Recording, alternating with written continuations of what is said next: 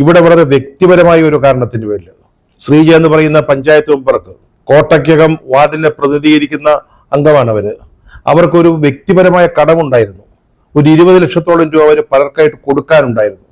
അത് കൊടുക്കുന്നതിൽ അല്പം താമസം നേരിട്ടു, വീഴ്ച സംഭവിച്ചു. ശ്രീജയുടെ ഒരു സാധാരണ കുടുംബമാണ്. ഭർത്താവ് തൊഴിലാളിയാണ്, കെട്ടിടം പണിക്ക് പോകുന്ന ആളാണ്. ഒരു തൊഴിലാളി കുടുംബം, സാധാരണ കുടുംബം. സ്വാഭാവികമായിട്ടും വ്യക്തിപരമായ ആവശ്യങ്ങൾക്ക് വാങ്ങിച്ചതാവണം ആ തുക. അത് കൊടുത്തു വീട്ടുന്നതിന് അല്പം കാലതാമസം ഉണ്ടായി എന്നുള്ളത് ശരിയാണ്.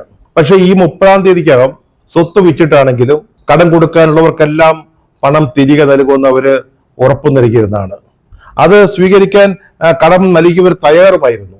പക്ഷെ അതിനു മുമ്പായിട്ട് വളരെ ആലോചിച്ച് ഒരു ഗൂഢാലോചന നടത്തിയതിന്റെ ഫലമായിട്ടെന്നോണം CPM-ന്റെ നേതൃത്വം ഇവർക്കെതിരായിട്ട് പരസ്യമായിട്ട് ആര്യാട് ജംഗ്ഷനിൽ പൊതുയോഗം വിളിച്ചു കൂട്ടുകയും അവരെ അധിക്ഷേപിക്കുകയും അവരൊരു കൊള്ളസംഘത്തിന്റെ തലപ്പത്തിരിക്കുന്ന ഒരാളായി ചിത്രീകരിക്കുകയും ചെയ്തിട്ട് അവസാനം അവർക്ക് പിടിച്ചു നിൽക്കാൻ പറ്റിയില്ല. ജീവിതത്തിൽ അവർ ആത്മഹത്യ ചെയ്യുകയാണ് ഉണ്ടായത്.